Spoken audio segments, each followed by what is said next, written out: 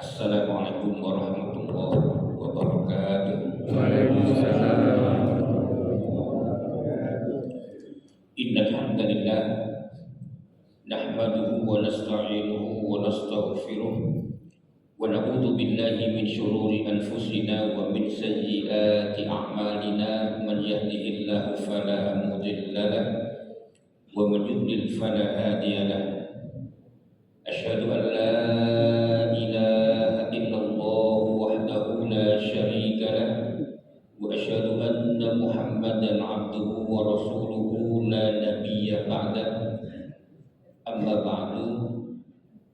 Yang saya hormati dan insya Allah dimuliakan Allah Subhanahu wa taala, ibu bapak sekalian, hadirin hadirat, semoga kita semuanya sehat walafiat, mendapatkan rahmat dan barokah dari Allah Subhanahu wa taala, dan semoga ketika Allah mewafatkan kita wafat dalam husnul khotimah insyaallah. Sebelum kita mulai, kita buka dengan baca Bismillahirrahmanirrahim. Bapak Ibu sekalian, dalam dunia Islam, terutama di Fakultas Syariah di seluruh dunia, pasti akan mengenal namanya madhab. Madhab itu tempat berpijak, zahaba pergi, yadhabu zahban wa zihaban. Madhab tempat pergi, tempat menuju, itu tempat berpijak. Maksudnya apa? Agar ketika kita beragama itu mengikuti para ulama yang bersambung sanadnya sampai ke para sahabat, ke Rasulullah. Itu tujuannya itu. Yang kedua, memudahkan kita orang awam agar lebih mudah dalam beragama. Kalau langsung ke Quran hadisnya, bagi saya sulit. Kenapa? Nanti disodorkan ayat atau hadis, misalnya berbunyi,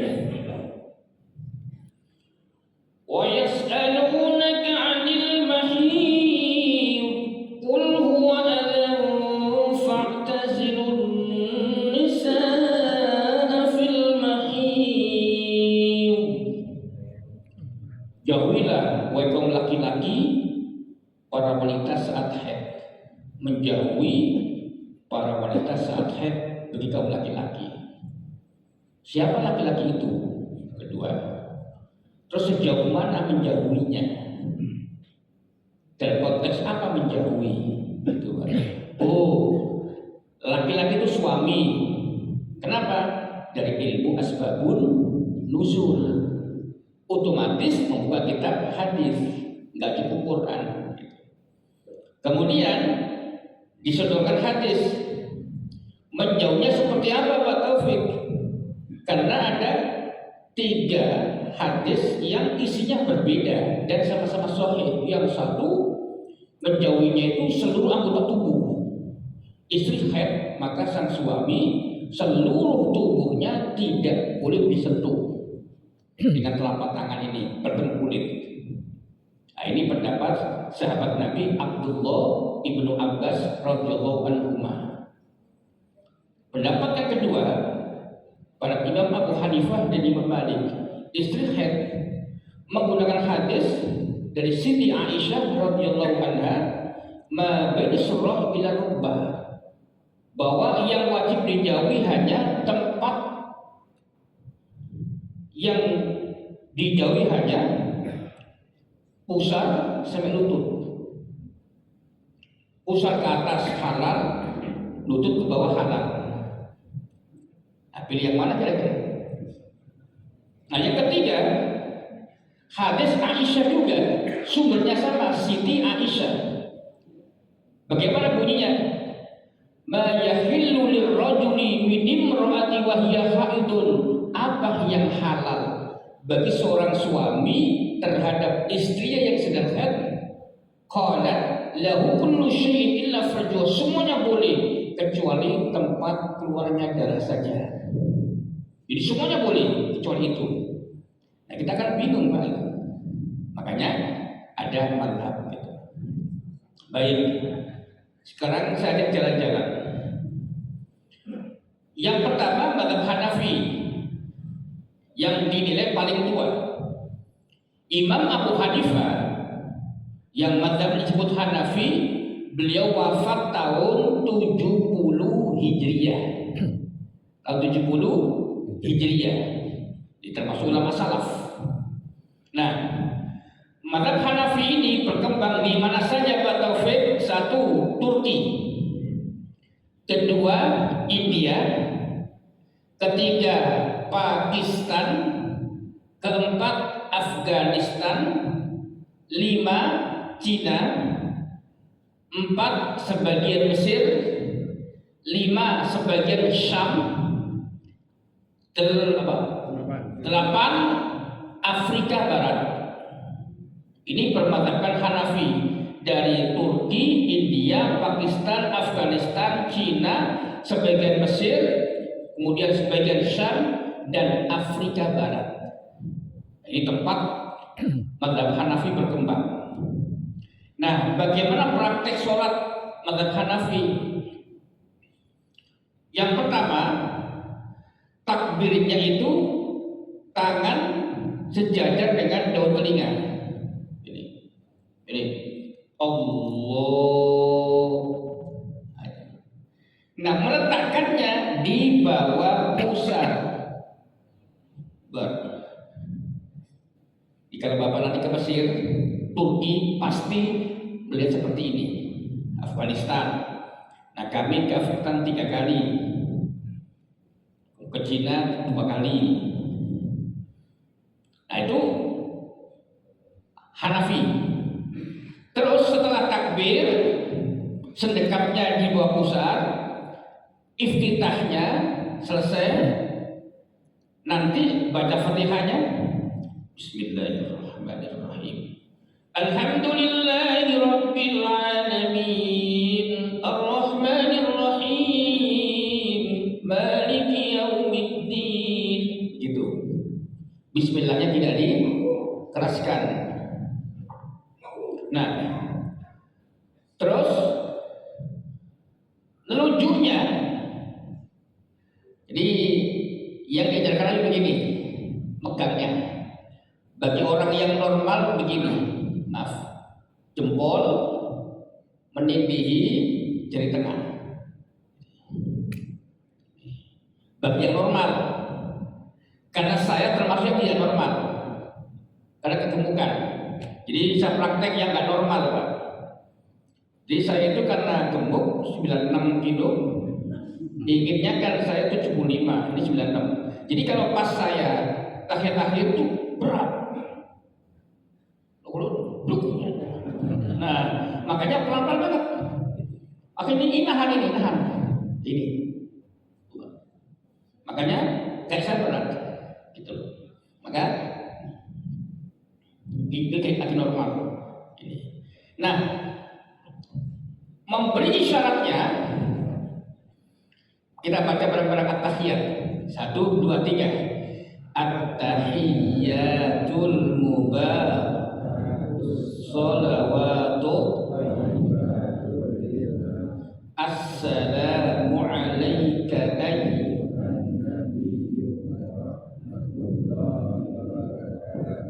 Assalamu alaina wa ala ibadillahis shalihin. Asyhadu an la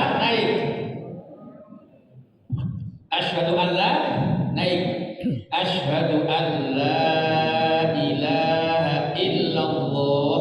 Turun. Dan tidak bangkit lagi sampai salam. Itu baru tahu kan? Saya yakin baru tahu. Ini nelunjuk dalam mazhab Hanafi. Jadi berisyaratnya asyhadu an la ilaha illallah, la naik, illallah turun sampai salam. Pak Taufik, apa hadis yang dipakai? Hadis dari sahabat Ibnu Zubair radhiyallahu anhu, anna Nabiy sallallahu alaihi wasallam qala kana yushiru bi isba'ihi idza da'a la yuharrikuha. Bahwa Nabi memberikan isyarat telunjuknya, la yuharrikuha, dan tidak menggerak-gerakkannya. Ini hadis rawahu Imam Abu Daud wal Baihaqi. Abu Daud nomor hadis 989, Al Baihaqi 2786. Sahih. Nah, ini fikih mazhab Hanafi. Jadi angkat tangannya sejajar dengan daun telinga, meletakkannya di bawah pusar. Iftitah, bismillahnya tidak dikeraskan, kemudian telunjuknya asyhadu an la ilaha illallah turun gitu. Ini Abu Hanifah. Dan berbeda juga dengan kita yang Syafi'i misalnya. Abu Hanifah itu mazhab Hanafi ketika duduk, minta tolong, tahiyat awal dan akhir sama. Misalkan maghrib ada, maghrib rakaat kedua, iftirash begini, rakaat ketiga juga begitu. Di rakaat kedua maghrib begini, ketiga pun begitu sampai salam, tidak tabarruk, namanya iftirash. Iftirash gitu Pak. Masih panjang. Masih panjang. Ini kalau kita makan. Nah itu duduknya begitu.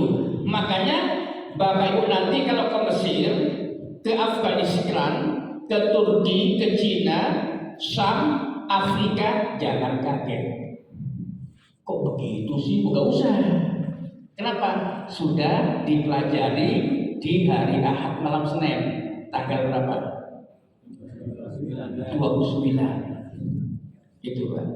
Ini pentingnya jalan-jalan.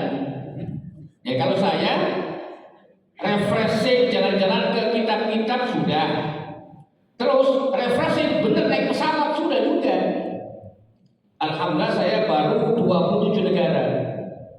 Nah besok ini yang ke 29 besok. Besok saya meneliti Islam di Vietnam dan Kamboja tanggal 20 sampai 27 Oktober. Terus nanti berangkat lagi ke Balkan.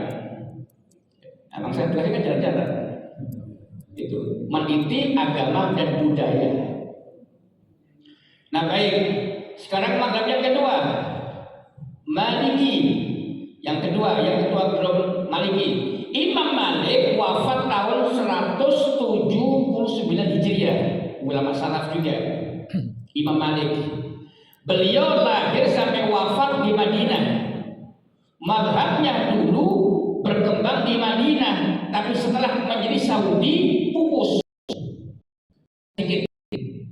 Dalam politik tertentu itu di dinasti Ibnu Saud, Saudi Arabia berubah di mazhab Hambali. Di politiknya pengaruh. Mesir pernah Syiah dominan. Kenapa? Rajanya dinasti Fatimiyah yang Syiah. Indonesia belum berubah.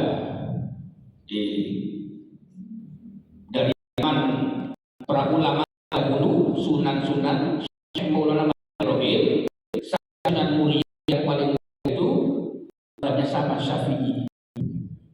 Dilanjut oleh kerajaan Demak Bintoro, Mataram Islam, kemudian Cirebon, Kesultanan Banten, Syafi'i semua. Kemudian termasuk Pelak, itu Syafi'i. Aceh Syafi'i, maka Syafi'i lebih dominan. Kenapa? Faktor politik juga dan dainya. Nah, maka Maliki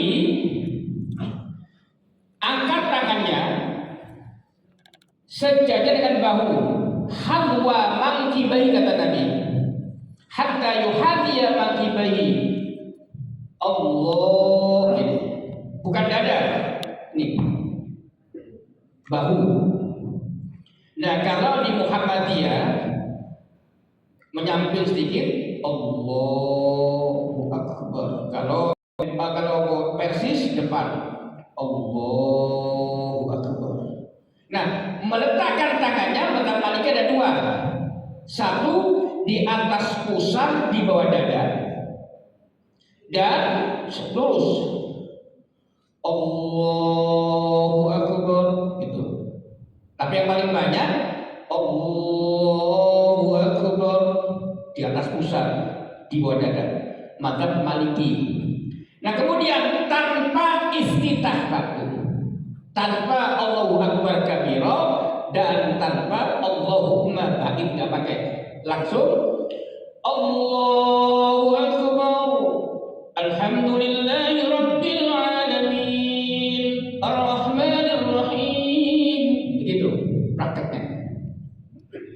Nah, apa alasannya? Dalilnya begitu. Berdasarkan kepada hadis Siti Aisyah radhiyallahu anha yang berbunyi, kana Rasulullah sallallahu alaihi wasallam yaftatihu as-salata bitakbiri wal qiraati bilhamdulillahi rabbil alamin. Bahwa Nabi membuka salatnya dengan takbir dan bacaan alhamdulillah tanpa basmalah. Hadis dari Siti Aisyah radhiyallahu anha. Hadis yang kedua dari sahabat Anas bin Malik, "Shallaitu khalfan Nabi wa Abi Bakr wa Umar Utsman, fakanu yastaftihuna sholata bilhamdulillahi rabbil alamin, la yadhkuruna bismillah." Bahwa saya sholat di belakang Nabi, Abu Bakar, Umar, Utsman, dan Nabi membuka sholatnya dengan alhamdulillahi rabbil alamin, tidak menyebut bismillah. Gitu. Kemudian menunjuknya kapan? Sejak awal at-tahiyat digerak-gerakkan, tapi gerakannya bukan naik turun, kanan kiri kanan kiri. Jadi bukan begini. Jadi ini mazhab Maliki ya. At-tahiyatul mubarakatus sholawatut thayyibatut sampai selesai, kanan kiri. Nah, duduknya bagaimana Taufik? Duduk sekarang. Duduk Maliki. Mau rakaat kedua maghrib begini. Tawarruk. Rakaat begini tawarruk. Rakaat terakhir juga begini, sama. Kalau belakang dengan Hanafi. Kalau Hanafi iftirosh. Kalau Maliki tawarruk itu pantat menempel ke lantai. Kalau iftirosh pantat menempel ke kaki kiri. Itu kan? Makasih. Jadi kalau kita lihat seperti nanti di Maliki berkembang satu Afrika Utara. Kalau Afrika Utara itu saya punya menantu orang Afrika Utara, itu berbahasa Inggris, meskipun ada bahasa daerah. Tunisia, Maroko, yang kemarin saya baru pulang, Maroko, Aljazair, 5 Libya, 6 Mesir bagian atas, terakhir Kuwait. Di 7 negara inilah mazhab Maliki berkembang. Jadi Afrika Utara, Tunisia, Maroko, Aljazair, Libya, Palestina, Mesir atas, dan Kuwait. Itu mazhabnya apa? Maliki. Nah, kenapa menggerak-gerakkan begini kanan kiri? Karena sahabat Wa'il bin Hajar, beliau mensifati surat Nabi, "Tsumma rafa'a fi isba'ahu fara'aituhu yuharrikuha." Bahwa Nabi dalam tasyahud itu mengangkat telunjuknya dan saya melihat menggerak-gerakkannya. Tapi gak dijelaskan menggerakkannya kanan kiri atau naik turun. Tapi Imam Malik memilih kanan kiri sampai selesai. Pak Taufik yang betul siapa? Nanti belum. Ketiga, mazhab Syafi'i. Nah, ini di Al-Ansor 80%. Mazhab Syafi'i berkembang di mana saja. Satu di Hijaz, sebagian kecil Hijaz.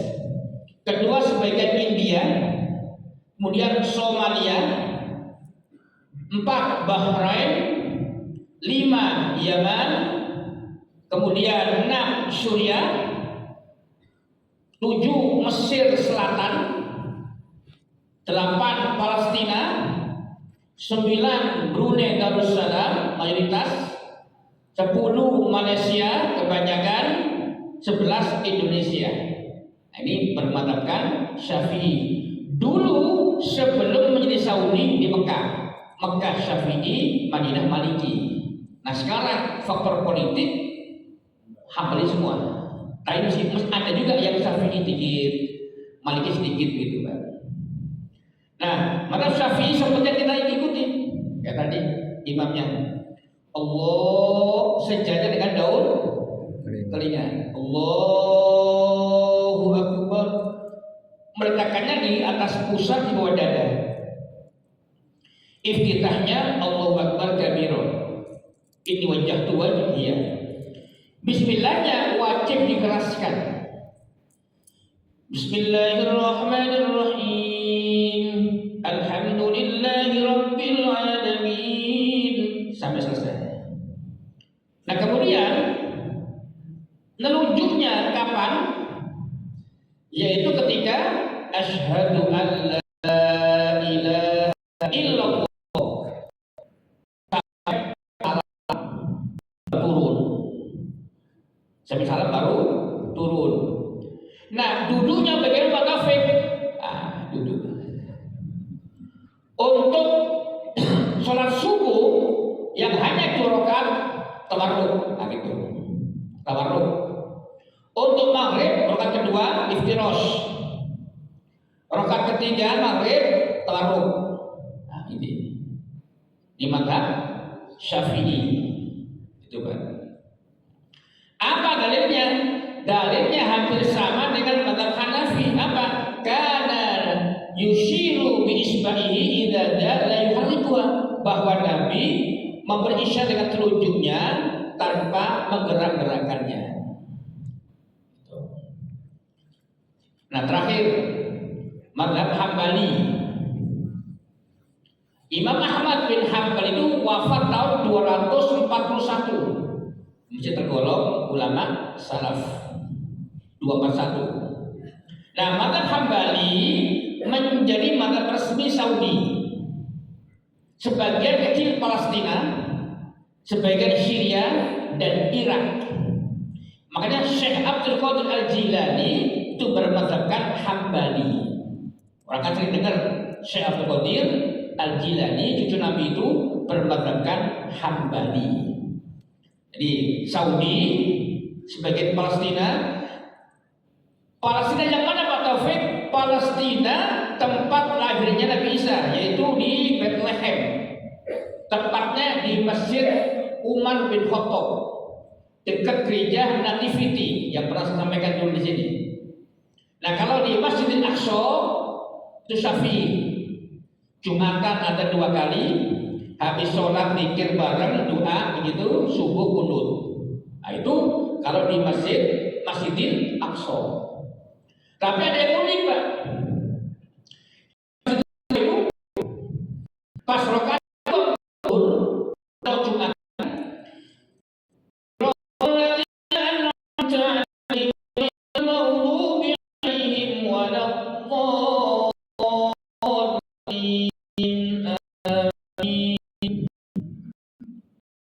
Bismillahirrahmanirrahim. Hal ataka hadithul ghashiyah wujuhun yawma idzin khashi'ah 'amilatun nasibah.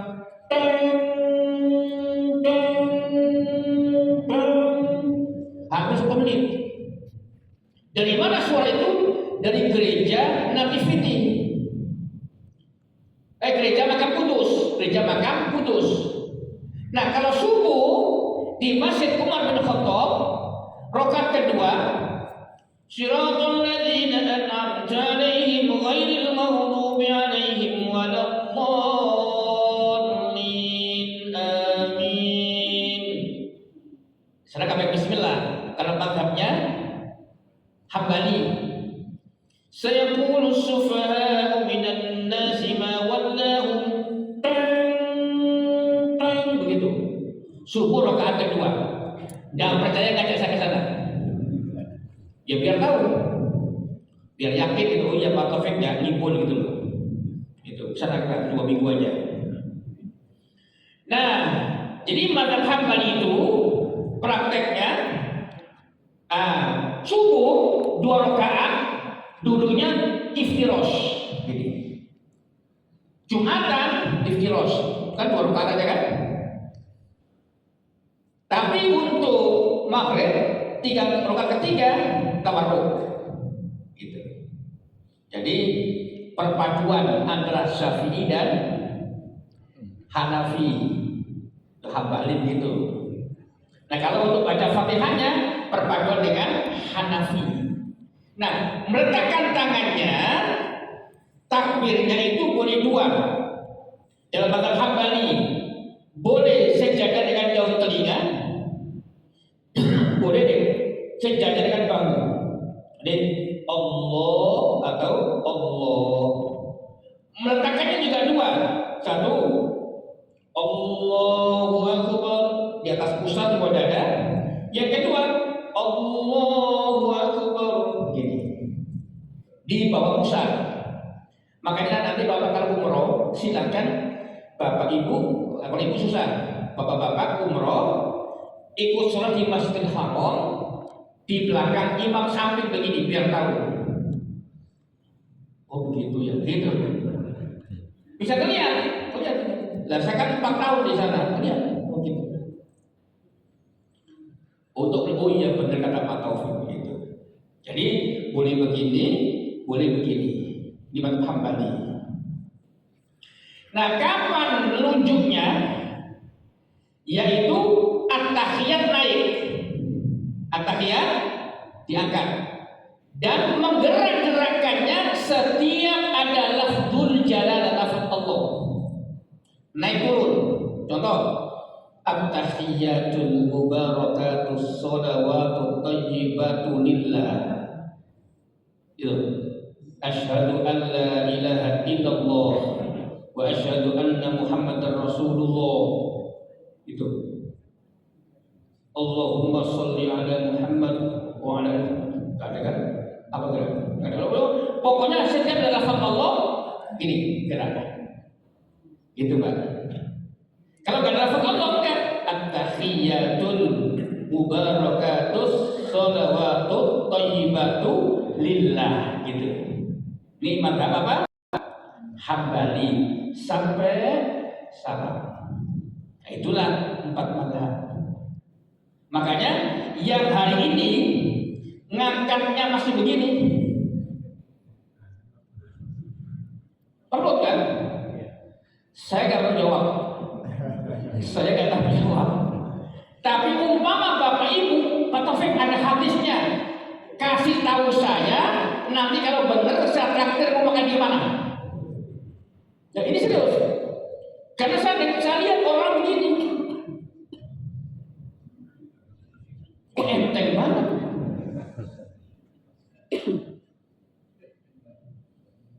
Yang ada itu, saya kan S1, S2 jurusan tafsir hadis ya. Sependek yang saya baca itu sejajar dengan bahu dan telinga. Ada. Kayak gak niat itu. Kayak gak niat. Tapi umpama ada, mohon WA saya, Pak Taufik ini ada ustaz saya kasih tahu. Serius, nanti saya kaji dalam ilmu hadis.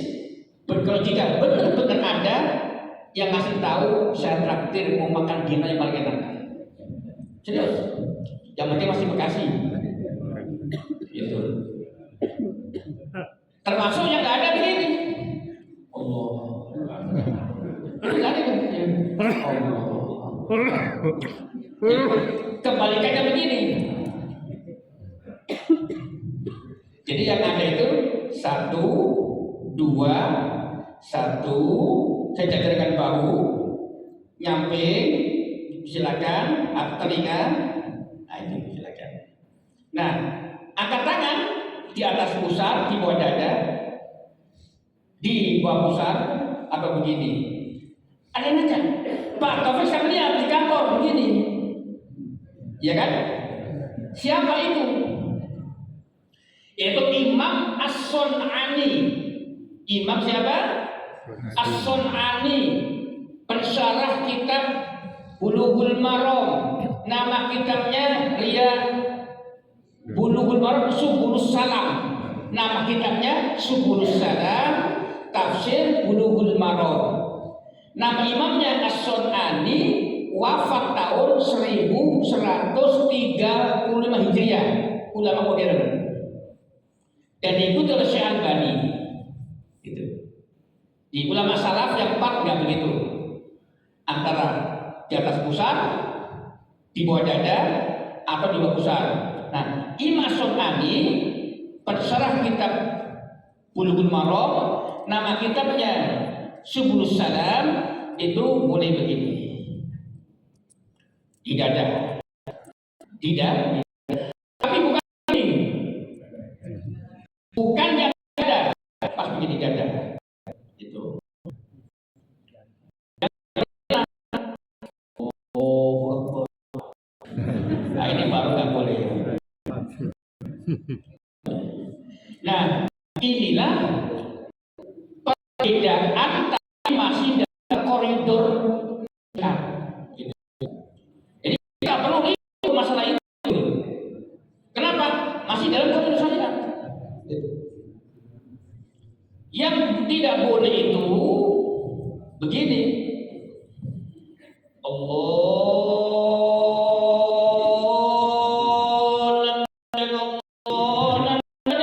itu nggak boleh.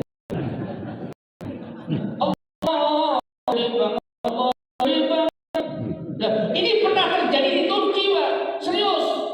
Pernah terjadi di Turki, azan pakai bahasa Turki dan bahasa Urdu. Untungnya Indonesia belum pernah begitu.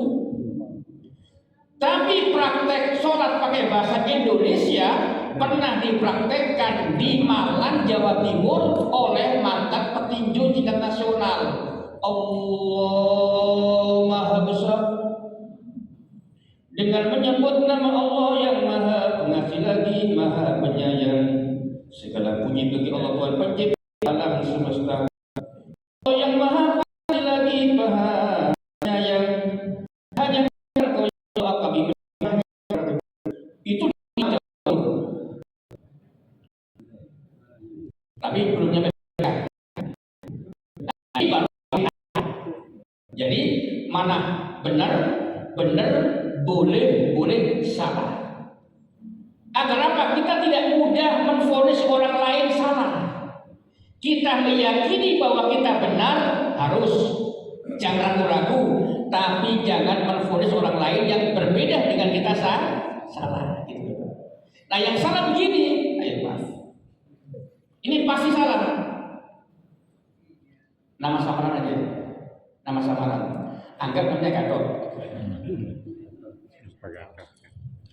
Ya Gatot Kaca, aku nikahkan dan kawinkan engkau dengan Fatma bin Agus Subroto dalam tempo perkawinan 3 bulan dengan mas kawin, sepakatan sholat dan mobil Avanza baru dibayar tunai. Haram. Kenapa? Ada tenggang waktu. Belum. Namanya nikah? Nikah kawin kontrak. Ternyata 3 bulan kurang sehari, Pak Taufik saya masih cinta. Nambah lagi. Tapi akarnya diperbarui tanpa mas kawin. Kenapa? Karena memperpanjang. Gitu. Mau berapa bulan lagi? Nah itu. Belum, masih lagi. Ini yang haram. Haram yang kedua. Nama asli. Ya Rahmat bin Utoyo. Aku nikahkan dan kawinkan engkau dengan Gatot Subroto.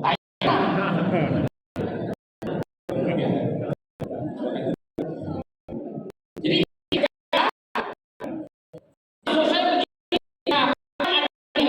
hukum yang tapi jangan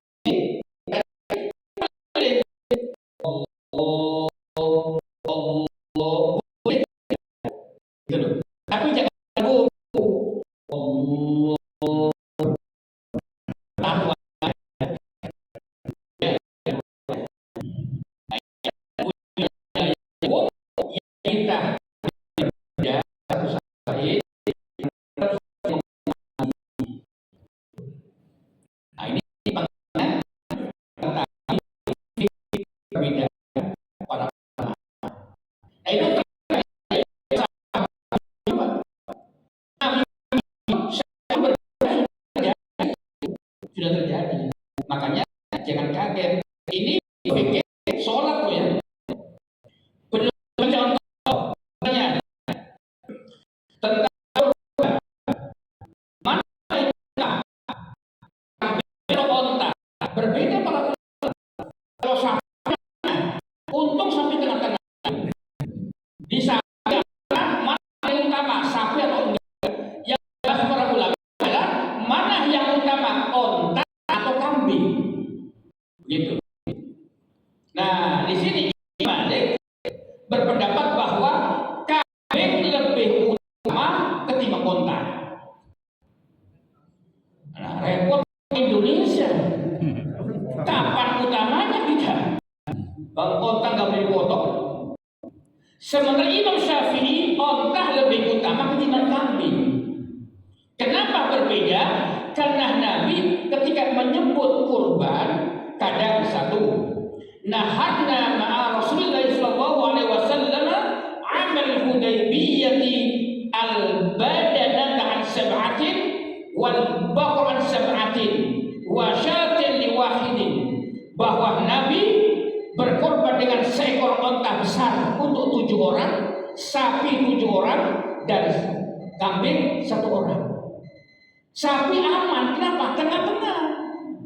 Yang jadi berbeda apa? Kambing lebih utama atau onta gitu. Nah, onta dalam sapi lebih utama.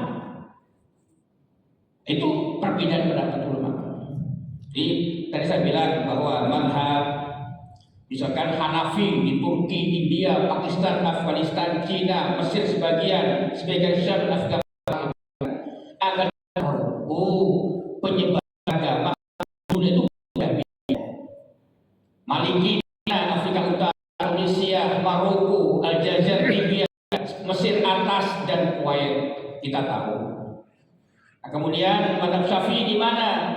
Sebagian Hijaz, sebagian India, Somalia umumnya, Bahrain, Yaman, Suriah, Mesir Selatan, Palestina, Brunei, Malaysia, Indonesia, termasuk besok Vietnam dan Kamboja. Tapi itu nggak saya sebut karena minoritas.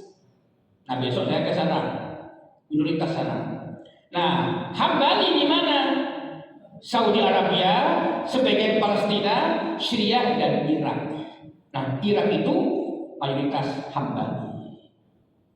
Inilah perbedaan pendapat dalam bermadhab. Nah, tapi yang jelas madhab yang ada itu pasti berdasarkan Al-Quran, hadis ijma qiyas. Itu sudah pasti. Makanya teman-teman jamaah Masjid Al-Ansor tidak perlu gumul, tidak perlu kaget dengan fiqhul ikhtilaf itu tadi itu. Agar apa? Wawasan kita luas. Barangkali itu dari saya, karena waktu sudah habis. Mudah-mudahan bermanfaat. Kurang lebihnya mohon maaf. Ini menjadi khazanah keilmuan buat kita bersama. Jadi ketika sholat, ibadah, merasa benar harus, tapi jangan merasa paling. Ada orang Allahu Akbar, kok begitu sih? Nggak usah. Kenapa? Sudah tahu. Dengan dalilnya masing-masing tadi itu ya. Baik, kita tutup dengan baca hamdalah.